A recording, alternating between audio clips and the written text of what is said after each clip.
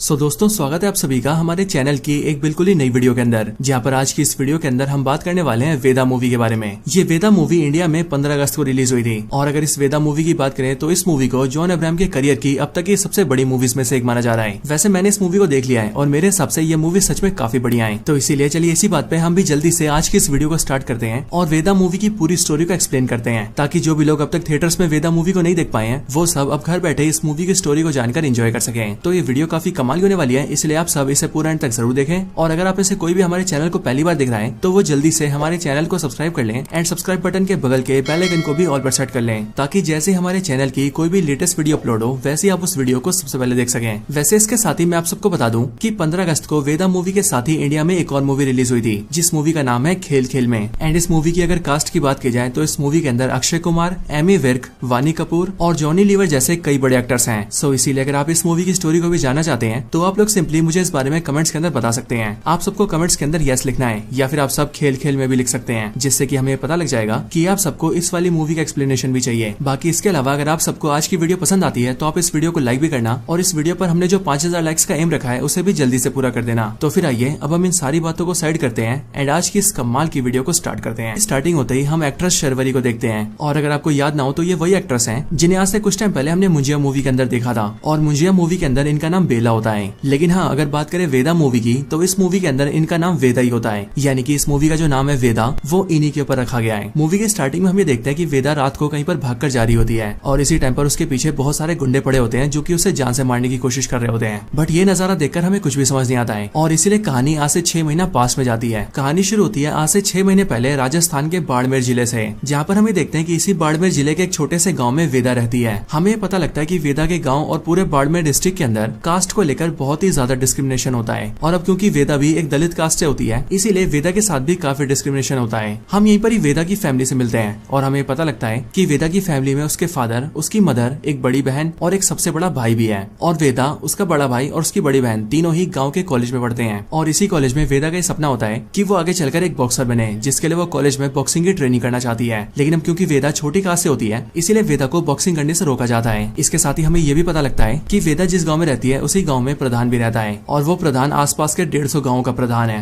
लेकिन उस प्रधान ने भी गांव में नियम बना रखा है कि कोई भी बड़ी कास्ट वाला और छोटी कास्ट वाला आपस में मिल नहीं सकते और शादी नहीं कर सकते और इसी वजह से गांव में काफी ज्यादा डिस्क्रिमिनेशन होता है। यहाँ वेदा के कॉलेज में हमें पता लगता है कि वेदा का जो बड़ा भाई है उसे अपनी क्लास की एक लड़की से प्यार हो गया है। लेकिन जब वेदा का भाई एक दलित कास्ट का होता है वहीं पर उसे जिससे प्यार होता है वो लड़की एक बड़ी कास्ट की होती है और फिर यही बात वेदा के फादर को पता चल जाती है कि वेदा का जो बड़ा भाई है वो किसी बड़ी कास्ट की लड़की से प्यार करता है एंड इसीलिए वेदा के फादर उसे मारते हैं और काफी समझाते हैं कि वो इन सब चीजों से अपना ध्यान हटा ले, वरना अगर गाँव में प्रधान को और बाकी लोगों को इस बारे में पता लगेगा तो सब लोग मिलकर उसे और पूरी फैमिली को मार देंगे। अब इसके बाद ही सीन शिफ्ट होता है और हम सीधा कश्मीर का सीन देखते हैं और हम यहाँ पर देखते हैं कि पाकिस्तान ऑक्यूपाइड कश्मीर के अंदर इंडियन आर्मी एक मिशन को ऑपरेट कर रही होती है और इस पूरे मिशन को लीड कर रहा होता है जॉन अब्राहम, जो कि इंडियन आर्मी के अंदर मेजर होता है। यहाँ पर हमें देखते हैं कि जॉन अब्राहम एक सीक्रेट कवर ऑफिसर बनकर एक टेररिस्ट को पकड़ने जाता है और वो उस टेररिस्ट के अड्डे में पहुंचकर उसके सारे साथियों को मार भी देता है एंड फिर उसके बाद ही जॉन अब्राहम अपने सीनियर को इन्फॉर्म करता है। यहाँ पर हमें पता लगता है कि इस मूवी के अंदर जॉन अब्राहम का जो नाम होता है वो होता है अभिमन्यु और जॉन अब्राहम यानी कि अभिमन्यु जैसे अपने सीनियर को बोलता है कि उसने मेन टेररिस्ट को पकड़ लिया है, वैसे उसका सीनियर उसे बोलता है कि उसे उसको जिंदा लेकर आना है, क्योंकि उस आतंकवादी को बहुत सारी खबरें पता है, इसीलिए इंडियन आर्मी उससे बहुत सारी डिटेल निकाल सकती है। बट अभिमन्यु सिंपली अपने सीनियर का फोन काट देता है और वो उस आतंकवादी का गला काट के उसे जान से मार देता है। लेकिन अभिमन्यु की इस हरकत को देखकर इंडियन आर्मी अभिमन्यु का कोर्ट मार्शल कर देती है और इंडियन आर्मी अभिमन्यु के ऊपर 2 चार्जेस लगाती है, जिसमें से पहला चार्ज होता है सीनियर के ऑर्डर्स न मानना और दूसरा चार्ज होता है देश हित के खिलाफ काम करना और इन वजहों से कोर्ट मार्शल करके अभिमन्यु को आर्मी से निकाल दिया जाता है। हालांकि इन सब के बाद ही हमें अभिमन्यु का पास दिखाया जाता है, जहाँ पर फ्लैशबैक में हमें पता लगता है कि अभिमन्यु की एक वाइफ थी जो की थी एक्ट्रेस तमन्ना भाटिया और तमन्ना भाटिया का इस मूवी के अंदर नाम होता है राशि। हमें पता लगता है कि जब जॉन अब्राहम की यानी कि अभिमन्यु की कश्मीर के अंदर पोस्टिंग हुई थी तब वो यहाँ पर अपनी वाइफ राशि के साथ आया था, लेकिन इंडियन आर्मी वालों ने उसकी वाइफ राशि से रिक्वेस्ट की कि वो आर्मी वालों के साथ काम करे और एक स्पाई बनकर टेररिस्टों की इन्फॉर्मेशन आर्मी को ला कर दे। हालांकि ये देखकर जॉन अब्राहम अपनी वाइफ को मना करता है, बट उसकी वाइफ आर्मी की बात मान लेती है और वो आर्मी के लिए काम करने के लिए तैयार हो जाती है। लेकिन जब एक बार वो स्पाई कर रही होती है तब उसी टाइम पर आतंकवादियों को पता लग जाता है कि असल में राशि इंडियन आर्मी की स्पाई है एंड इसीलिए वो लोग राशि का गला काट के उसे मार देते हैं और इन सब चीजों की वीडियो बनाकर वो लोग आर्मी को भेज देते हैं। और सिर्फ यही नहीं बल्कि जिस आतंकवादी ने अभिमन्यु की वाइफ को मारा होता है वो सेम वही आतंकवादी होता है जिसे अभी कुछ टाइम पहले अभिमन्यु ने मारा है, जिसका मतलब उस आतंकवादी को मारकर अभिमन्यु ने उससे अपनी वाइफ का बदला लिया है। लेकिन अब क्योंकि उस वजह से अभिमन्यु का कोर्ट मार्शल हो गया है इसीलिए अब वो वहाँ से सीधा राजस्थान आता है एंड वो इसीलिए क्योंकि उसकी वाइफ ने उससे मरने से पहले कहा था कि अगर लाइफ में उसे कभी भी कुछ हो जाए तो वो उसके मरने पढ़ने के बाद उसके गाँव बाड़मेर जाए और वहाँ पर उसके डैड का ख्याल रखे।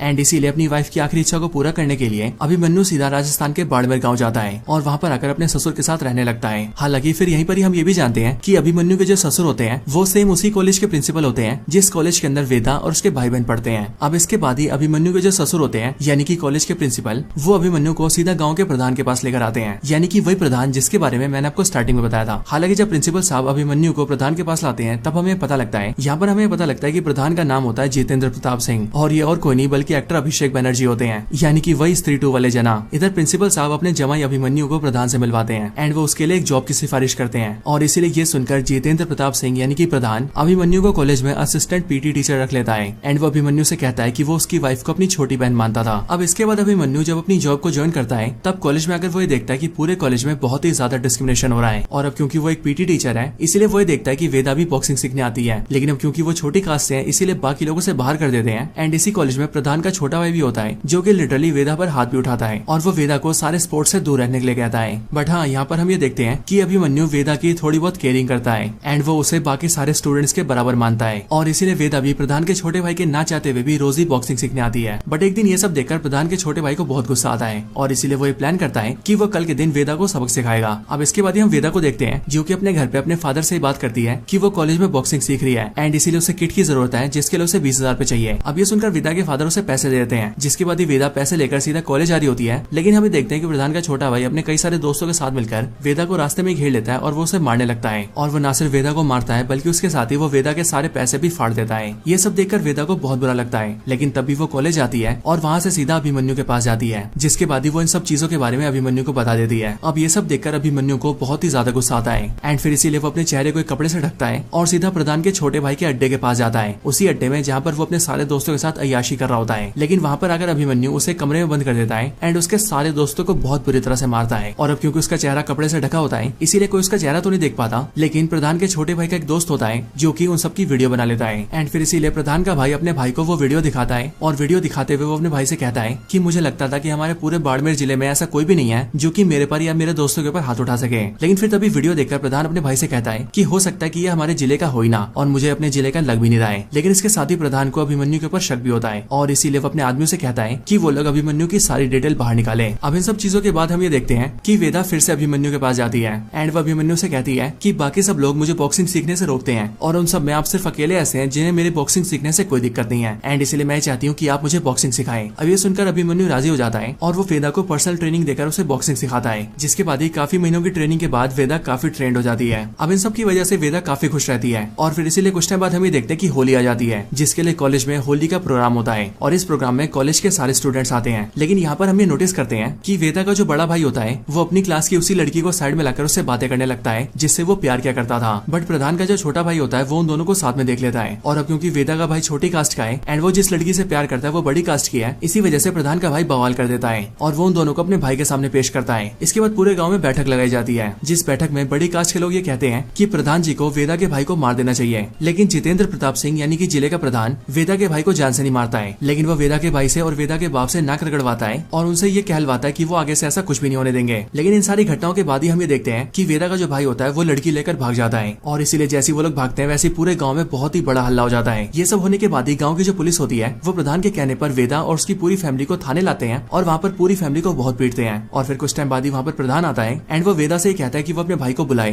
क्योंकि अब वो ये समझ चुका है कि वो दोनों आपस में शादी करना चाहते हैं और अब क्योंकि उन दोनों को एक दूसरे से इतना ज्यादा प्यार है इसीलिए वो उन दोनों की शादी करवाएंगे और उन्हें इसी गाँव में रखेंगे एंड इसके लिए वेदा को अपने भाई को बुलाना पड़ेगा। अब ये सुनकर वेदा खुश हो जाती है और वो अपने भाई को बुला लेती है, जिसके बाद वेदा की भाई की अपने लवर से शादी हो जाती है। लेकिन शादी होने के बाद ही प्रधान उनसे मिलने आता है और वो उनसे कहता है कि अब मैं तुम्हें एक तोहफा दूंगा। बट तोहफे के रूप में प्रधान अपने आदमियों से कहता है कि वो इन दोनों को जान से मार दे, जिसके बाद प्रधान के जितने भी आदमी होते हैं वो सब वेदा के भाई और उसकी भाभी दोनों को जान से मार देते हैं और उन दोनों को गाँव के बीच मरवाने के बाद ही प्रधान सबसे कहता है कि इन दोनों ने जो किया था वो गलती नहीं बल्कि पाप था और इसीलिए अगर आगे से और भी कोई बड़े कास्ट की लड़की छोटे कास्ट के लड़के से शादी करेगी तो उस बड़ी कास्ट की लड़की को भी जान से मार दिया जाएगा। हालांकि उन दोनों को मारने के बाद ही प्रधान अपने आदमियों से कहता है कि वो उन दोनों की बहनों को ही पकड़े, क्योंकि अब वो उन दोनों की बहनों को भी मारने वाला है। बट ये बात सुनकर वेदा और उसकी बहन वहाँ से भागने लगते हैं, जिसके बाद ही गाँव की पुलिस प्रधान का भाई और उसके बाकी सारे आदमी उन दोनों को पकड़ने लगते हैं। इन सब के बीच वेदा की जो बड़ी बहन होती है वो वेदा को वहाँ से भगा देती है और वो कहती है कि मैं सबका ध्यान भटकाती हूँ, जिस बीच वो भाग सकती है। जिसके बाद वेदा वहाँ से भाग जाती है और वेदा की बड़ी बहन प्रधान के भाई के हाथ लग जाती है, जिसके बाद ही प्रधान का भाई और बाकी सारे आदमी मिलकर वेदा वेदा की बड़ी बहन को भी जिंदा जलाकर मार देते हैं। इधर वेदा भागते हुए सीधा जॉन अब्राहम के पास आती है, यानी कि अभिमन्यु के पास, और वो उसे सारी बात बताकर उससे हेल्प मांगती है। हालांकि जब वेदा जॉन अब्राहम के पास हेल्प मांगने आती है तब हम ये देखते हैं कि जॉन अब्राहम यानी कि अभिमन्यु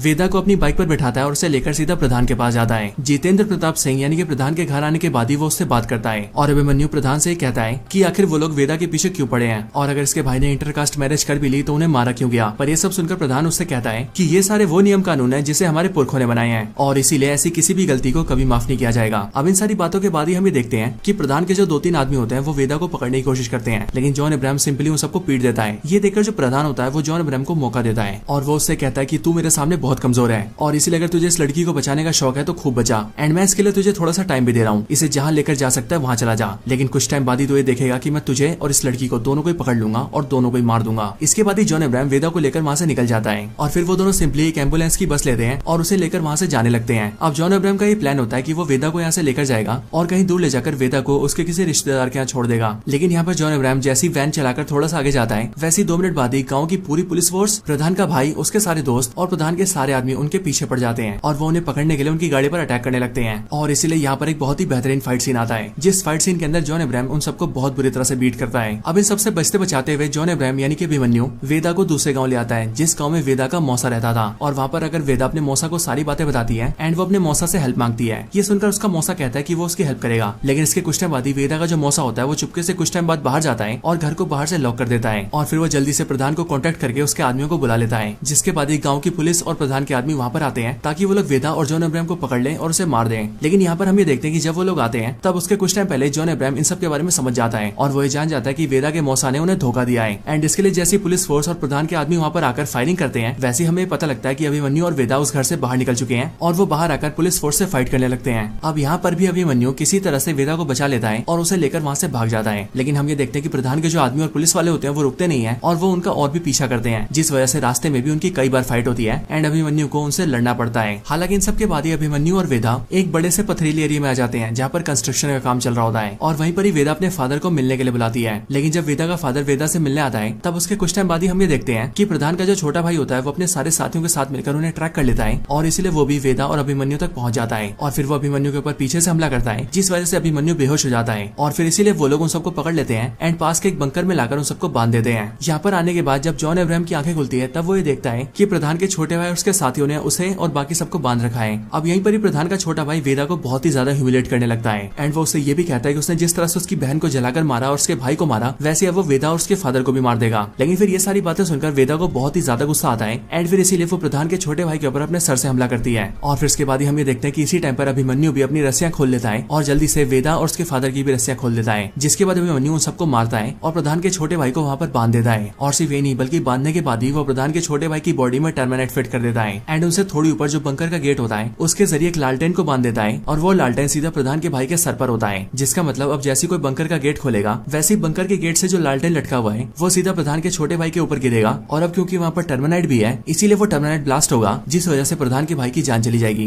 अब इन सब के बाद ही अभिमन्यु, वेदा और वेदा के फादर वहाँ से निकल जाते हैं और वो प्रधान के छोटे भाई की गाड़ी को लेकर सीधा वहाँ से कोर्ट जाने लगते हैं और वो इसीलिए क्योंकि वेदा अभिमन्यु से ये कहती है कि अब वो लोग सीधा कोर्ट जाएंगे और वहाँ पर इन सब की अपील डालेंगे। और अब क्योंकि इंडिया के अंदर छोटे कास्ट के लोगों के लिए स्पेशल एक्ट है इसलिए उसका इस्तेमाल करके वो लोग जजेस से जजमेंट करवा लेंगे, जिसके बाद शायद से ये सब कुछ रुक सकता है। और अब फिर यही सब सोचकर वो लोग सीधा राजस्थान के हाई कोर्ट के लिए निकल जाते हैं। इधर दूसरी तरफ प्रधान अपने सारे आदमियों के साथ मिलकर सीधा उसी बंकर के पास आता है जहाँ पर उसका छोटा भाई कैद होता है और वो इसीलिए क्योंकि प्रधान के छोटे भाई ने जब वेदा को पकड़ा था तब उसी टाइम पर उसने बड़े भाई को इन्फॉर्म कर दिया था। यहाँ पर आकर प्रधान अपने छोटे भाई को फोन करता है बट उसका भाई फोन नहीं उठाता क्योंकि आज ऑफकोर्स वो बंधा हुआ है। लेकिन तभी वो लोग ये सोचते हैं कि वो लोग पास के बंकर में होंगे एंड फिर इसीलिए वो लोग जैसे वहाँ जाने के लिए वहाँ का दरवाजा खोलते हैं वैसे ही दरवाजे के खुलते ही लालटेन सीधा प्रधान के छोटे भाई पर गिरता है, जिस वजह से टर्मिनेट में आग लग जाती है एंड फिर इसीलिए वहाँ पर एक बहुत ही बड़ा धमाका होता है, जिस धमाके की वजह से प्रधान का भाई खत्म हो जाता है। प्रधान के भाई के मरने के बाद ही प्रधान को पता लगता है कि उसके भाई की मौत हो चुकी है और अब क्योंकि प्रधान के भाई के मरने का रीजन वेदा और अभिमन्यु थे इसीलिए उसे उन दोनों के ऊपर बहुत ही ज्यादा गुस्सा आता है एंड वो ये ठान लेता है कि अब वो उन दोनों को जान से मार कर ही रहेगा। इसके बाद ही प्रधान के कुछ आदमी वेदा और अभिमन्यु को ट्रैक कर लेते हैं एंड उन्हें पता लग जाता है कि वो दोनों कोर्ट की तरफ जा रहे हैं और फिर इसके लिए प्रधान अपने सारे आदमियों को लेता है और वो उन दोनों को मारने के लिए सीधा राजस्थान के हाई कोर्ट तक पहुंचता है। प्रधान जैसी कोर्ट पहुंचता है वैसे वो देखता है कि अभिमन्यु, वेदा और वेदा के फादर कोर्ट के अंदर एंट्री कर रहे हैं एंड इसीलिए उन्हें देखकर प्रधान सबसे कहता है कि आज चाहे कुछ भी हो जाए और किसी को भी मारना पड़े लेकिन कुछ भी करके ये लोग जज के सामने नहीं आने चाहिए। और फिर इसके लिए हम ये देखते हैं कि प्रधान के जितने भी आदमी होते हैं वो सब लोग कोर्ट के अंदर खुली फायरिंग करने लगते हैं और अभिमन्यु और वेदा को जान से मारने की कोशिश करने लगते हैं। लेकिन फिर ये सब देखकर अभिमन्यु उन्हें रोकता है और वो वेदा को अपने फादर के साथ अंदर भेज देता है ताकि वो लोग जजेस से जजमेंट करवा सके।